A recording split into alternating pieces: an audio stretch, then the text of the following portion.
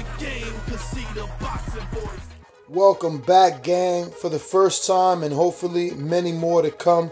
Don't forget to subscribe to the YouTube channel and click on the notifications right here, this little bell, so you can get those emails every time we go live. This morning, a little Mikey Garcia versus Earl Spence. And we were taking a look at these betting odds and trying to compare Earl to Mayweather and how so many people knew Mayweather would get the win, but wouldn't take advantage of him actually getting that win and betting because the odds were always so lopsided. So, you know, we were just going back and forth with, is or does Mikey really have a shot? And once you put money on it, everyone all of a sudden changes their opinion, right? Like before you ask a guy, is he betting, or would he at least hypothetically bet? He's going Earl Spence without a doubt. Now, if you ask him to hypothetically put $400, it's like, well, I mean, a draw could happen. I mean, a headbutt could happen. And it's like, we're talking hypothetical 400 and you're afraid. So imagine real money. Why can't we take advantage of this the way that the rich people took advantage of Mayweather fighting every time, knowing that he would win? Yeah, you know, listen, first of all, I'm not a gambling guy. And as many times as we go to Vegas, I have not put a bet on a single fight. So it's not my stilo. That's number one. I think, you know, when you look at this fight, obviously Errol, bigger guy, generally the stronger guy.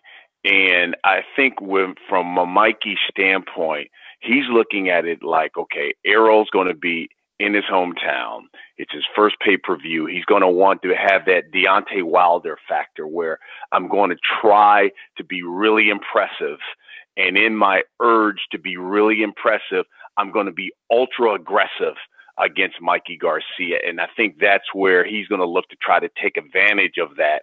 And that Errol will be over aggressive. And Mikey is such a tactician when it comes to fighting that he can step back, counter.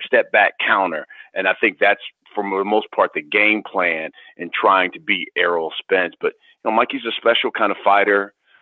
Obviously coming up in weight is going to be something. You know, that power of Errol is something. And I think Mikey's counting on the accumulation of punches and tagging Earl and hurting him. I don't see it ending in a stoppage for Mikey Garcia, but I think if he can frustrate Errol and score points, I think that's how he can pull out a victory. What can the fans? Well, I'm sorry. My name is Michael Gross. How's it going, Mr. Custer? Hey, how you doing, man?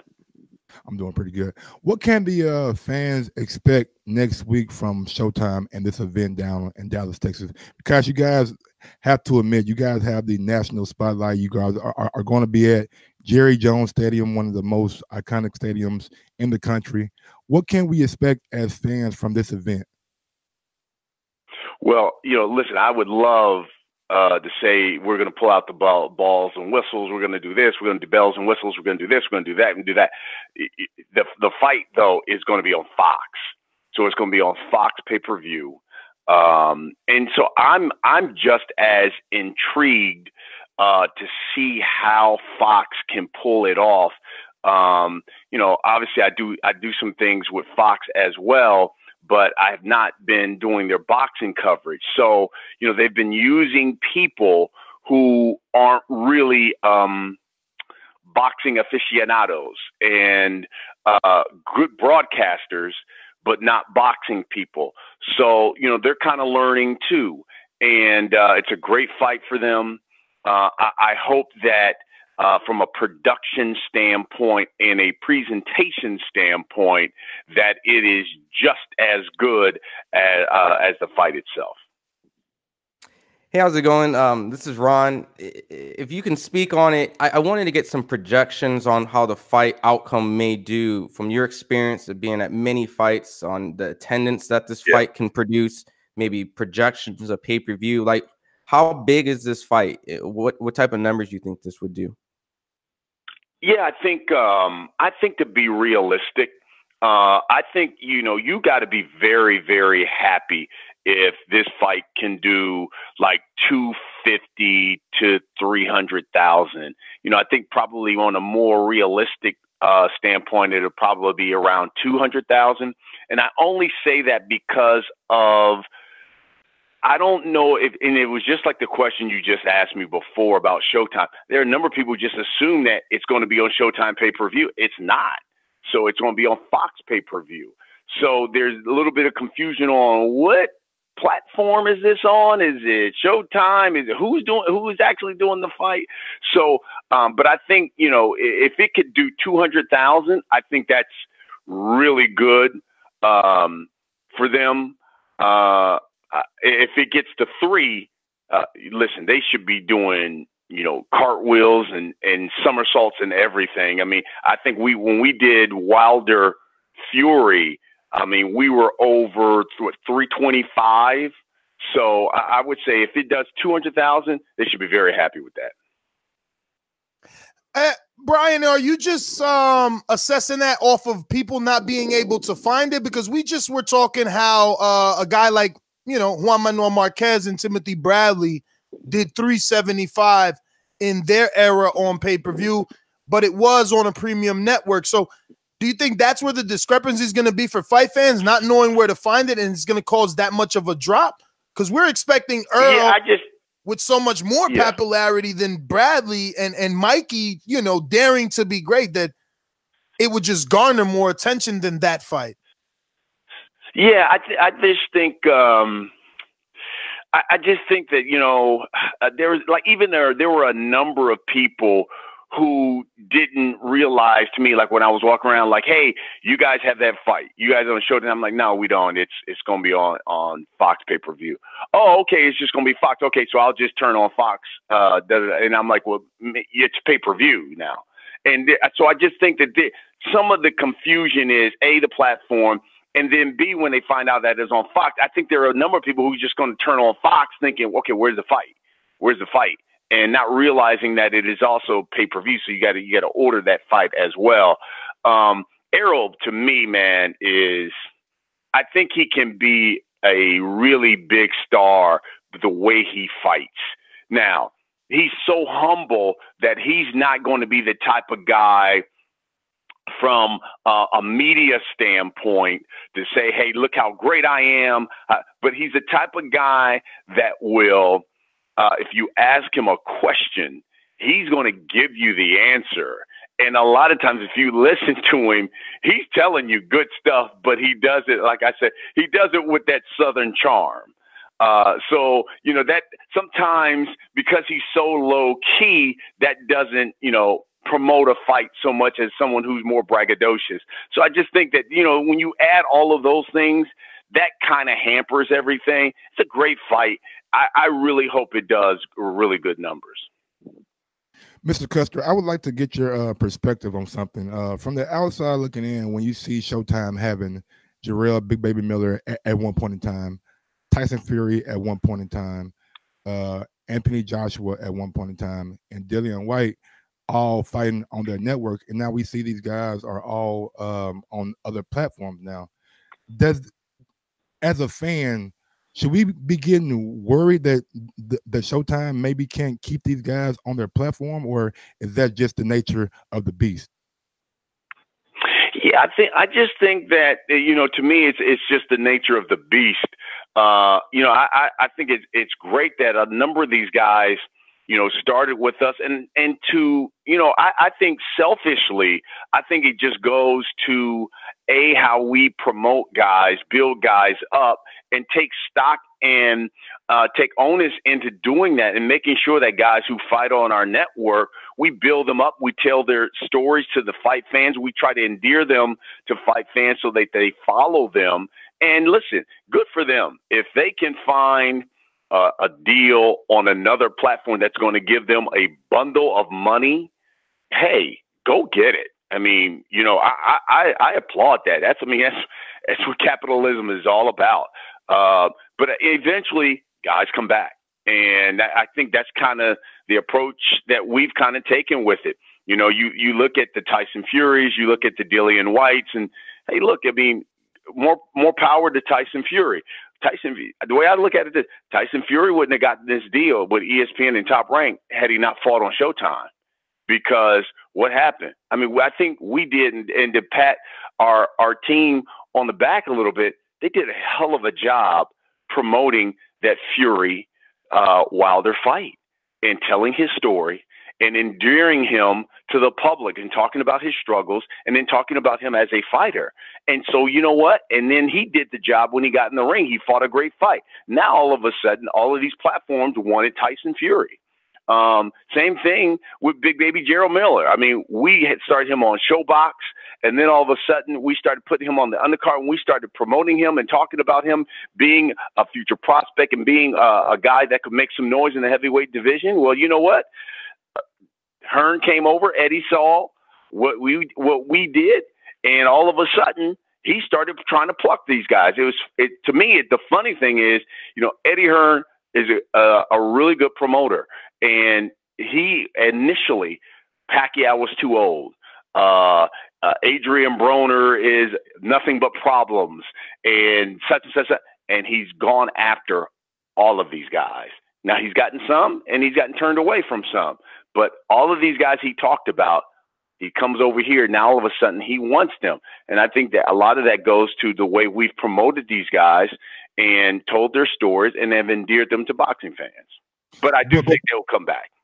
But being that Showtime is so heavily invested in Deontay Wilder and being heavily invested in Deontay Wilder, wouldn't it be a good business move to keep these heavyweights on the platform? Yeah, I mean, I think, you know, that's just not the only guy that Showtime has really said, okay, we're going to sign you to a multi-fight deal and get into bed with you, so to speak, has really, if you look at it, has it only really been two guys. It's been Mike Tyson when they signed that deal with him and Don King, and then Floyd Mayweather.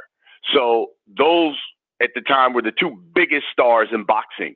I think Deontay Wilder has seen that, you know what, we're really good at doing what we're, as long as you fight and you fight well, and you know what, we're going to continue to tell your story. And I think we've done a really good job of selling Deontay Wilder and showing people that he is probably the baddest man in the heavyweight division, despite what Anthony Joshua or all these other guys think. And I think the proof is in the pudding. I mean, ESPN made him that offer.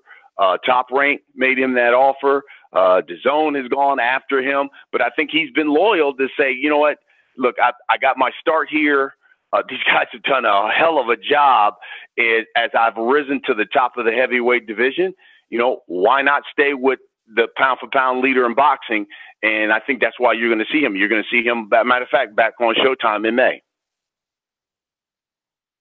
Now, just following up with some of the questions, I guess mine is, you know, the pay-per-view model. You know, are we going to continue to see more of these pay-per-view fights? And including Spence and Garcia, the winner of this, are they officially a pay-per-view fighter from that point on? Yeah, I think that's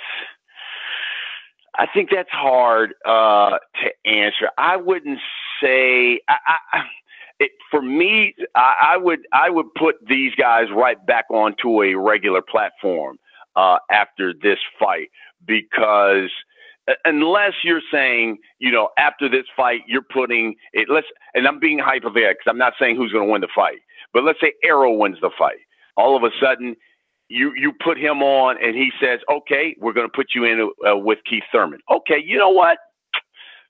That might be to me, that's a pay-per-view fight. And, or for us, if we did something with CBS, to me, that's what that kind of fight would generate. If Mikey Garcia won, then if we put Mikey Garcia in with someone else, but it'd have to be someone really big for us to do that. I just think that those guys would probably go back to the regular platform.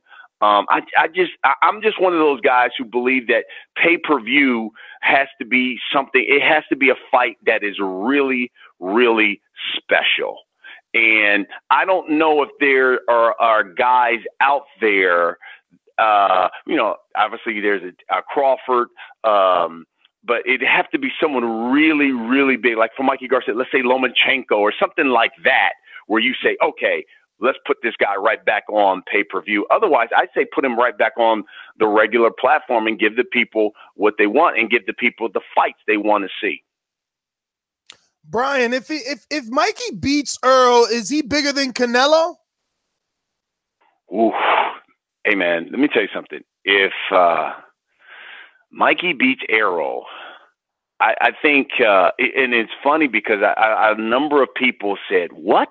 When Mikey Garcia, about 3 weeks ago, I think Mikey Garcia at the media thing said that he feels as if he's underrated and that people don't realize basically that he can throw hands and that he's special. And I think a number of people looked at this like, what is he talking about? People have talked about him on the pound for pound list. They've talked about how special he is. He's got to be mad. But let me tell you something. If he beats Errol Spence, how could you not say that Mikey Garcia, pound for pound, is not the guy, most special guy in boxing? Because for him to come up and do something like that, I would give him all the props in the world. And I say without question, he would be the most special fighter in boxing. How much pressure is it on Errol Spence to dominate Mikey Garcia?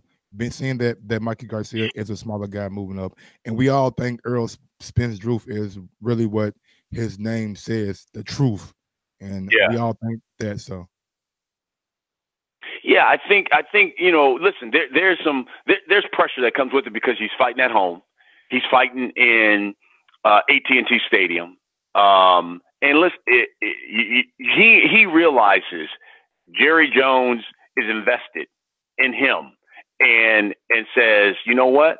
I want you to win, and I want you to keep winning, and I want you to keep winning in really spectacular fashion because I want to keep having fights here in Dallas in this stadium, and I want to eventually fill this stadium up. I'm curious even to see the crowd, to see the number of people. I really believe they can get a good 50,000 there, but that stadium holds well over 100. So I'm really curious to see how many people come out there. So there's pressure for Errol to not only win, but to dominate, as you talked about it, because he's coming up. But that's to me, that's shortchanging Mikey Garcia and what he can do. And I think Errol realizes that. And I think Errol he's smart enough to know that I'm not going to fall into that because that's where it can lead to problems. And you have a performance kind of like where Deontay, that for the majority of that fight, he was just trying to knock Tyson Fury out, was swinging wildly, forgot about the jab. And I think if Deontay would have fought like he usually fights and snapping the jab, and then throwing that right hand, that fight could have been over a lot earlier. But he really got tied into, man, this is my first pay-per-view. I got to look good, and I got to be great at doing this. I really got to sell it. And, that's why we had a fight that went the distance. And I think Errol realizes that, and I think he'll be a lot more patient. I know you've been covering the sport for a very long time. Just out of just a historical aspect, what would you compare this fight matchup to anything in the past or in the history that you've seen? Well, I mean, you got to think of guys like Henry Armstrong, and you got to think of guys like Sugar Ray Robinson, who, these were guys who made the jump seamlessly and did it, was great, and then came right back down to their regular weight. To me, those are the special fighters that can do things like that. Now, of course, Sugar Ray did some things when he went up to fight Hagler and all those, but that was towards the tail end, basically, of their career. That's why I'm really curious to see how Mikey looks, because those guys did it and they look great doing it. And you could see it wasn't too much for them to do that. to me, that's why I'm really, really interested to see how well Mikey Garcia fights at the larger weight. And if he, A, can even really tag and hurt Errol, and then B, how he withstands some of the bombs that Errol throws. Because, you know, let me tell you something. I had the opportunity when Errol had his first fight there at the Star, and I went to his training camp, and he and Charlo, and so I got to see him spar. And to watch Errol spar, he's sparring with Charlo. He was sparring with Brand. He was sparring with a heavyweight. I was like, this is unbelievable that this kid was sitting here sparring from a heavyweight and then sparring with Charlo. And then they put in another guy. And I'm like, this guy's doing basically 12 rounds with fighters that went from welter to super welter to heavyweight. And he withstood it all and was still throwing bombs. So that's why I'm just really I'm curious to see how Mikey Garcia withstands the power of Errol Spence. Brian, is there any pressure on Showtime or Wilder himself to come out with a big contract now that all the other heavyweights have made these statements publicly, right? With their big deals. I mean, you got Fury with a $105 million deal with ESPN. Dillian White is rumored to be signing a similar deal with ESPN. AJ has partnership and stock in Dazn. I mean, if you're Wilder, you can't be happy. Yeah, well, I think first of all, you know, I don't want to count anybody else's money. I think Deontay has done well with the fights that he's had on Showtime. I think that's number one. I think from the other perspective, it is you look at it, and I think as we in the conversations I would assume with Deontay, when you look at whether it's Tyson Fury, who is he going to fight? I mean, let's be honest. Who is he going to fight? If they get Dillian White over there, okay, so he's going to fight Dillian White. That's one fight. Who else? Who else can Tyson Fury fight heavyweight that's legitimate, that people are going to tune in to watch? They're trying to promote that app, and they're trying to go with the sexy splash name. Okay, we got Tyson Fury, but who is he going to fight? And why would people? Well, I'm not going to watch ESPN Plus to see Tyson Fury fight a nobody.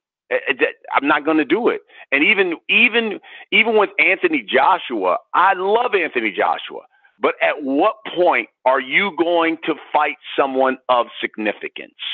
And Big Baby, finally you're gonna fight him. But you know what? You could have fought Deontay with us. Who else is Anthony Joshua going to fight? And how long are you going to weave and tread? Well, you know what? Let's try to work together. Let's try to work together and put this fight together. It'd be a basically co-promotion, kind of the thing that we did with HBO. But yet they continue to drag this out. Hey, we got to build it. I'm sure they wanted to build the fight up. But it's like, who are you going to fight? Listen, there are a number of heavyweights for Deontay Wilder to fight. I know he'll probably have Dominic Brazil next, but after that, you've got Kovnowski who's there. You've got still Luis Ortiz. So there are heavyweights that are fighting on our platform that Deontay can fight. That will be exciting fights for that division. I can't say the same for those other platforms, because they really don't have anyone after the big names, after the big guys. Like, who else do you have, and who else can you fight? And you know what? Listen, if he's going to get a lot of money fighting some nobodies, hey, that's great. But I think for Deontay's standpoint, he's going to get paid very well, and he's going to be fighting significant fighters, which also builds up your legacy. Absolutely. I just got one final question before we let you go. Will you be commentating the Big Three this year? Oh man, you know what? Hey, that's the big question. Absolutely. Depending, and now we go back to the platform that we've been talking about, because they had 2 years on Fox Sports. But their deal was over. So now, from last time we had conversations with Cube, he says he's trying to find a new platform for the big three. Now, you know, at one point, he and LL were trying to buy up, if I'm not mistaken, 20 to 25 of the RSNs, which are the regional sports networks for Fox Sports, because Fox was selling those. And they were trying to buy all them. So, you know, Fox Sports Southwest, Fox Sports Midwest, all those type of things. They were trying to buy those. And that way they would just place the games there and they would be on the regional networks for Fox Sports. I don't know where they are right now in that process. He sent me and Jim Jackson a text not too long ago and said, we're still trying to hammer out a TV platform. As soon as we get that done, we will let you know and be ready to roll for season 3. So we're still waiting. From my last time I heard, it may even be a streaming platform. Who knows? But absolutely. Once they get it done, I'm all in, because we always have a great time calling those games. Yes, sir, man. Those games are very, very entertaining. I want to thank you for your time. If you got any social media that you want to give out, go ahead and give it out now. Oh, fantastic. Yeah, I mean, they can follow me on Twitter at @BCusterTV and on Instagram the same way at @BCusterTV, man. And I love the voice. Y'all everywhere. Every time I look up, y'all always at the big fights. So now I'm just curious, who do y'all believe will win between Mikey and Errol? Well, we all said Earl, but then when we put that hypothetical money on it, we don't want to bet anymore. Change, how you say? Now, I talk about money, like, I don't know, man. Mikey could do something. Yes. Another fight, you know what, that I think will be very competitive. Don't forget about Sean Porter and your Dennis Ugas. I love Ugas because Ugas is unbeaten as a welterweight. He's hungry. And you know what? Sean makes sloppy fights.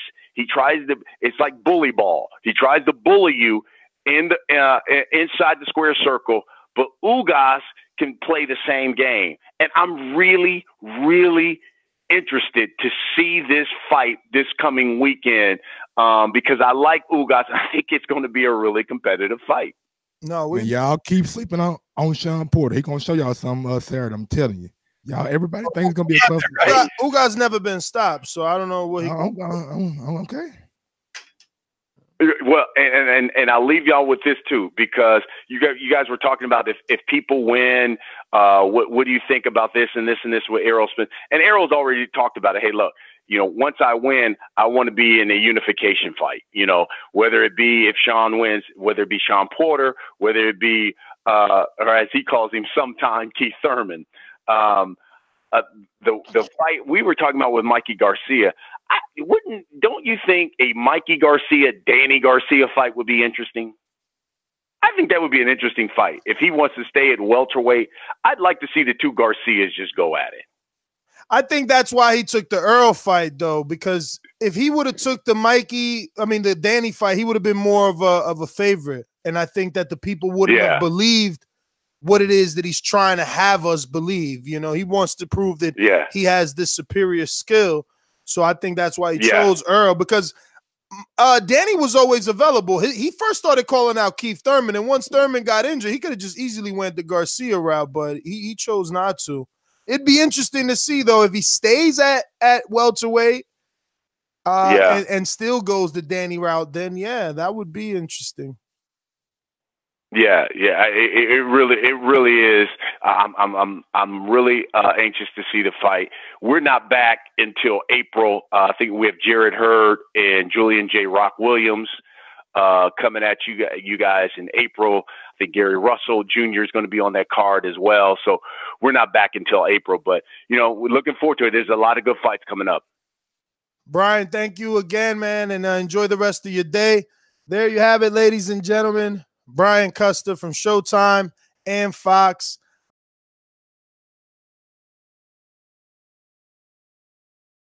Yo, if you enjoyed the video, feel free to hit the like, subscribe, and share. As always, if you want to support us to the next level, head over to the patreon.com/ThaBoxingVoice. We have tons of exclusive from Border Wars, Entitled, betting shows, the list goes on and on and on. But in addition to that, if you guys have questions for fighters, trainers, and promoters, this is where you can submit them. We will run out get these questions answered and put it back on the show just for you guys. Appreciate it.